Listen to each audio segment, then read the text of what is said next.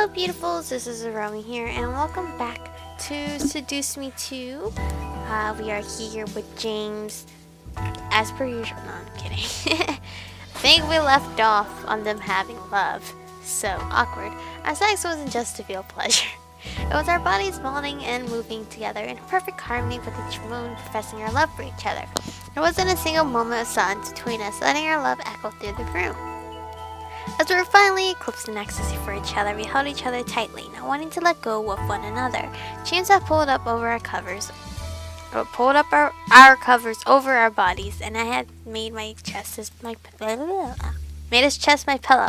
James ran his hand through my hair, his heated and worn-out breaths matching mine, as we both fell back into the darkness asleep. The nightmare didn't return. I slept peacefully within James' arms as if nothing else happened or mattered in the world except for me and him. The morning was kind, James and I sweetly awakening before our alarms. Oddly, I felt well rested and ready for the day ahead. As I looked at James, who was still holding me, he opened his eyes slowly and smiled down at me. Good morning. Did you sleep better? I nodded, causing him to chuckle and kiss my forehead. My own lips curled up into a smile as his lips touched my skin. I hugged him tighter, burying my head in his chest. Do we have to get up? Unfortunately, we do. You have to organize more wedding arrangements, and I have to go to work. Bleh. Adulthood. Do you have to? Yes, I do. Now come on, let's go. I couldn't help but whine. I wanted to stay with James in bed just a bit longer. However, since he was the CEO of the Anderson Toys Company, he had many obligations to attend to. Not even his future wife could pull him away from those duties. As James sat up, he took me into his arms and kissed me lovingly, making a smile grow back onto my cheeks. I couldn't be annoyed for long whenever he kissed me. We went downstairs and had breakfast together before James went to work. It was always depressing whenever he left me alone in the house. However, he was a CEO and I was currently still in school getting a degree. Luckily for me, all my courses were online, so I didn't have to leave the house to get the degree I wanted. Attending classes in pajamas was always better than having to put on regular clothes. I stretched and yawned, still slightly tired from waking up in the middle of the night. As I thought about that moment, I couldn't stop images of my nightmare flashing through my mind. Quickly, I shook my head. Nope. It was a stupid dream. No.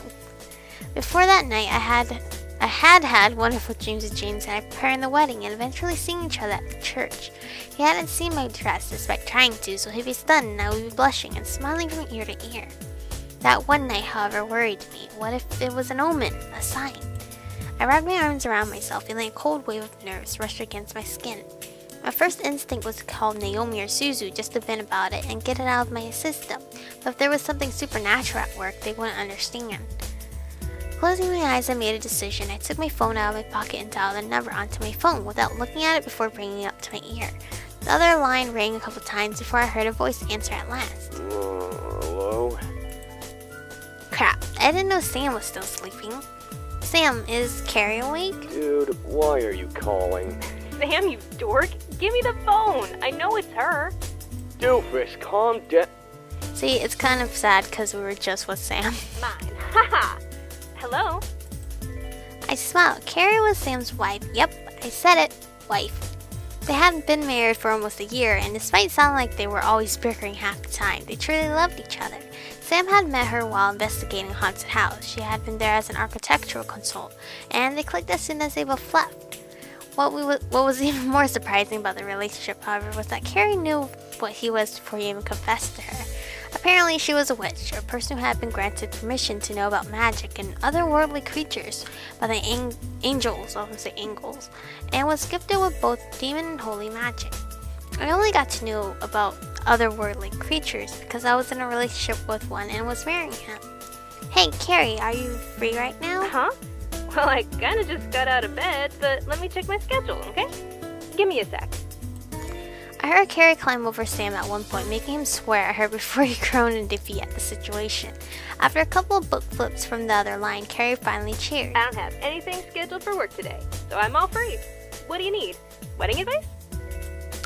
No, not that. Mind coming over? I kinda wanna ask you something. Sure thing. Sam's got work today. It'll just be me. I'll even bring some pizza and stuff so we can have a fun girls' lunch. What do you say? Sounds great. See you soon. The phone call ended and I let out a sigh. This would be good for me. Carrie might be able to help me clear things up. I decided to clean as I waited. The mansion was huge after all and never stopped collecting dust. Soon enough, however, Carrie came by with 2 pizza boxes in one hand and a large bottle of pop in the other. I kind of want soda right now. So thirsty. I couldn't help but feel my stomach gurgle at the delicious smell. She brought deep dish pizza. Yum! We settled into my room and made my bed into our picnic area. We laid out a blanket so we didn't get crumbs on the bed itself, but we liked our makeshift eating spot. So, what's going on? Are you having premarital trouble? No, it's not about our marriage. Well, Carrie tilted her head, wondering what was the matter.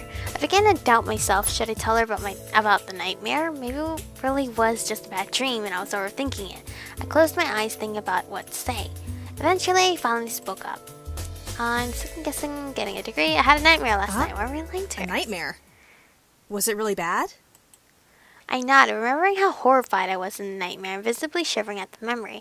Carrie frowned and poured me a glass of pop. Maybe I should have brought alcohol. Oh, no, it wasn't that terrible, I swear. I rubbed the back of my neck. I had to relax. It was a nightmare, nothing real. I should have been able to talk about it. I sighed and looked up at Carrie. It was just about James. He was holding me in a jail cell, wasn't at the wedding, and left me at no. Carrie stared wide-eyed at me, unsure what to say. I continued. He looked cold and evil. Diana was there too. Diana? The succubus that tried to take the boys away? Yeah, she was in the cell next to me, but for some reason it seemed like she was trying to protect me. Protect you? How? My mind instantly replayed the nightmare, flashing to when Diana gripped James' shoulder and tried to pull him away from me. I couldn't help my body from wincing at the memory of her being shot by his gun. He came into my cell. He enthralled me and Diana shot at him to leave me alone. Then Carrie reached over and placed her hand on my shoulder, making me lower my head. It was strange to think about Diana protecting me. Yet I could feel the anger in her voice when James tried to approach me. She truly sounded like she had wanted to protect me. He shot her with his demon gun, and when she died, he came after me. Oh my god. I'm so sorry. It may not have been real, but my body couldn't help but quake in fear when recalling the nightmare. I shook my head and looked at Carrie, needing to know what was going on. Do you think this is an omen? This nightmare can't be just a dream. Carrie ran her hand through her hair and stared at the blanket beneath us. She bit her lower lip as she contemplated, which made me worried. You said a jail cell? Yeah, it was in a stone dungeon. Like in a medieval castle? Yeah. Carrie shook her head again and ran her hands through her hair once more before looking up at me. I don't know if this is connected with that dream, but I've heard rumors about the abyssal planes being in utter chaos. What do you mean? I don't know what's happening exactly, but for the past 2 years, the demon world has been emitting some really bad energy. Even the angels are taking note of what's happening. They're even neglecting their duties to go to the demon world themselves. Wow. That threw me off. According to Carrie, angels were extremely devoted to watching over the human world. They would never skip duties to even think about the demon world. Carrie shook her head. The only place I could imagine jail cells like that being used for prisoners is in the abyssal planes. But you and James are here in the human world, so it makes no sense. Carrie abruptly moved from the bed and reached for her purse, digging through it and practically sticking her entire arm into it. I swore she was Mary Poppins the day I saw her do that first time. Apparently it was a demon-branded bag called the Endless Satchel, only found in the demon black market of the human world. It wasn't just a bag on the inside, it was a void. You could stuff anything in there and be able to pull it back out with ease as long as you pictured it in your mind. Carrie pulled out something unwrapped in a dark green silk. As she unfolded the cloth, she revealed a deck of cards. On the back of each card was a black pentagram with small, almost unreadable markings around it.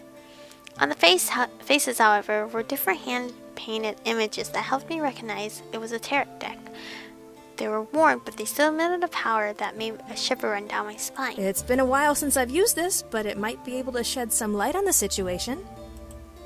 I watched as Carrie held the deck against her chest and closed her eyes, muttering to herself. She then lifted the deck to her lips and kissed over the top card before shuffling it. The cards practically danced and glided between her fingers as if they were alive when she shuffled them in her hands. Eventually she stopped and the deck settled together in her grip. She gently drew 3 cards from the top of the deck, setting them face down in front of her, and placed the remainder of the deck on the nightstand. She flipped one over, revealing a wheel with multiple symbols on it. As I stared at the card, the wheel seemed to spin on the face of the card, making me slightly dizzy. Carrie mumbled to herself as she examined the card. The Wheel of Fortune. Could this be about the demon world changing? No, it can't just be that. Someone changed something in the past and disturbed the fate of the abyssal planes. I looked to the cards, taking note of what Carrie said aloud. There were many things that I knew that I had personally changed. I wasn't destined to get the Anderson Toys Company. I met the boys and learned about magic, and I was going through a big change in my life with my upcoming marriage.